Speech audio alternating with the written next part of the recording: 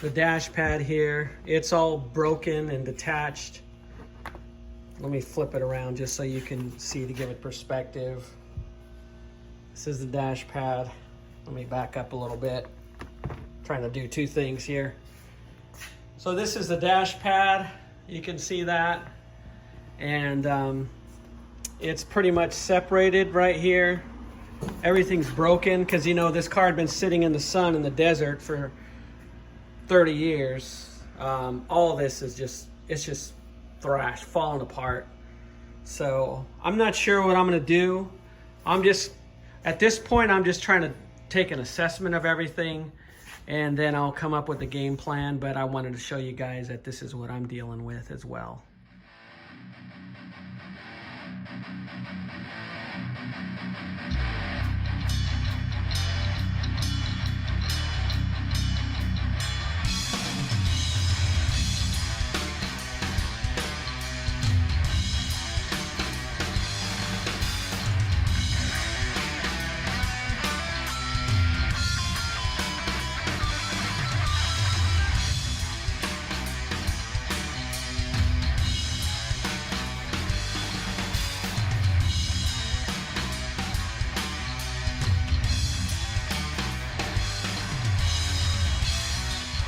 I just wanted you all to kind of get a close-up of what I'm dealing with the back of the gauge cluster here. I see this is broke here. I took the screws out already. It was actually missing a few as well, but I just wanted you all to kind of see up close how bad a shape this is in. I mean, look at that. It's just hanging there. It's just thrashed.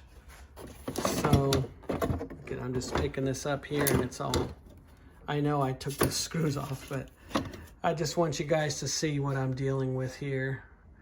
This thing is thrashed.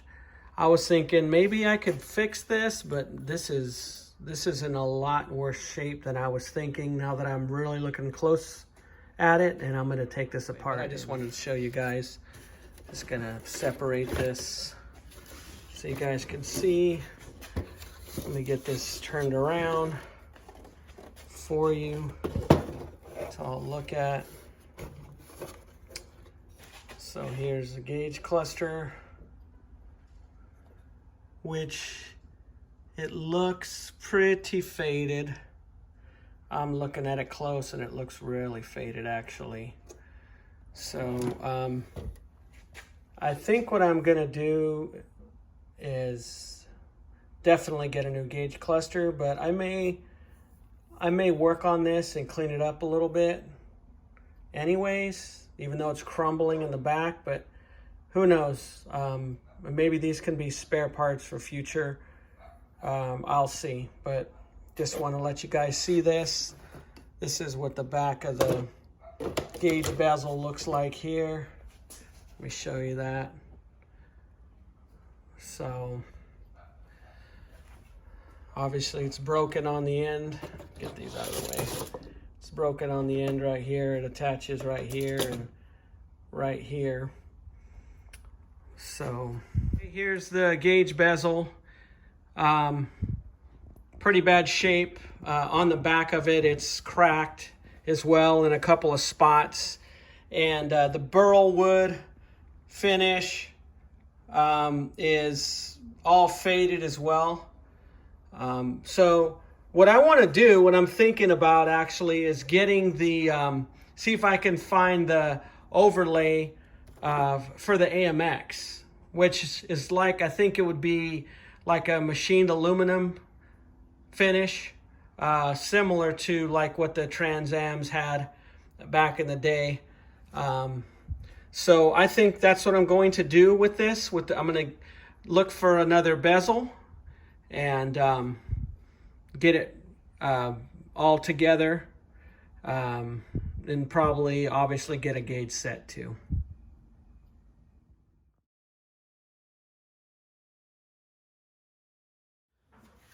All right, so I scored a good gauge cluster. I want to show you guys.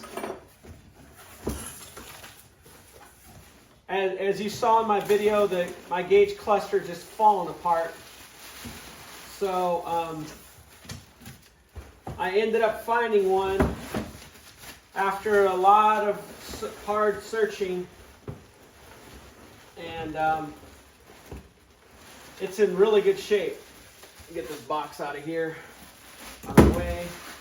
This wrapping out of here.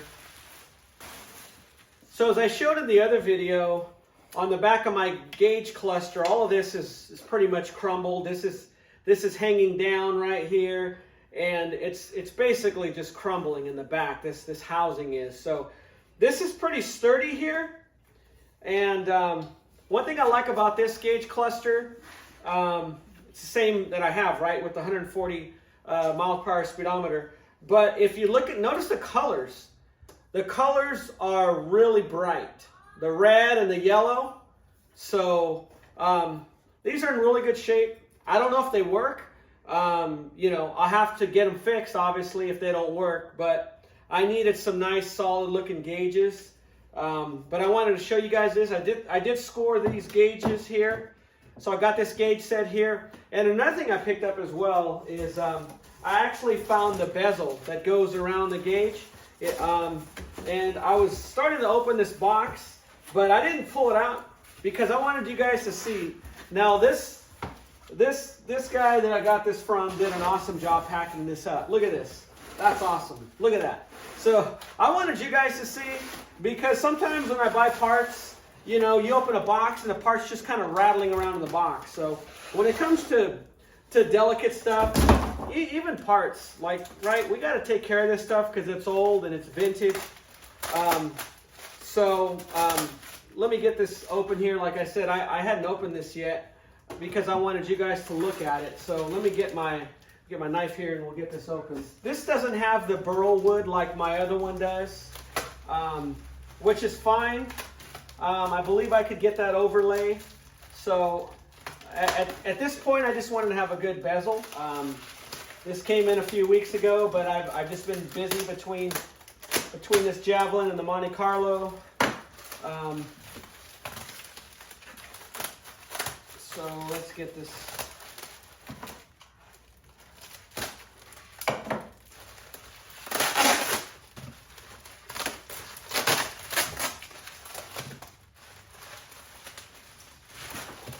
They did a really good job wrapping this up.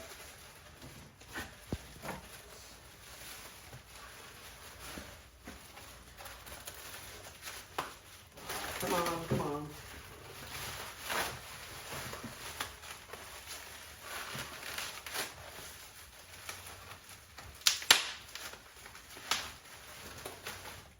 Check it out. This is a pretty solid bezel here. It looks really good. Again, it just doesn't have that burl wood overlay on it. These things are a little loose here, but not a big deal. Just barely. One of these was. But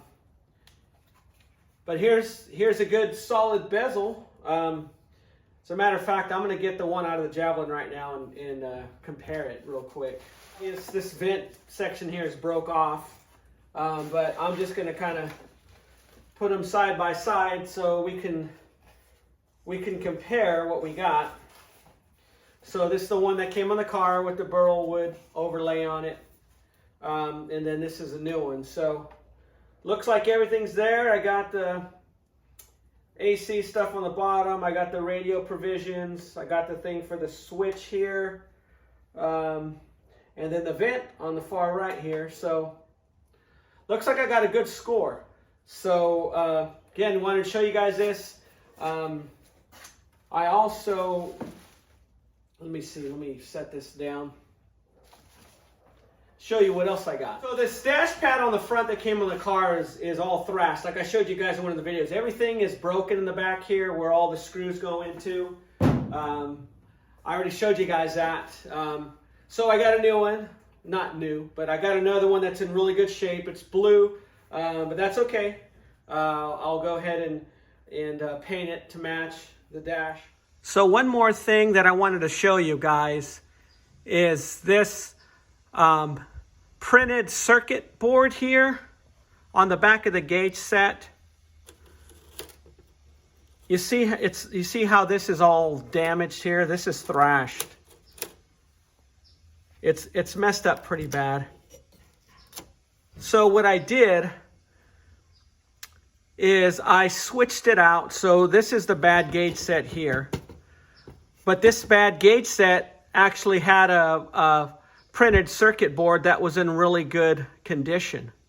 So what I did is I took it off of here and then I put it on the newer gauge set that I got that's in better condition. So this is in better shape here. That saved me $250 for a new printed circuit board.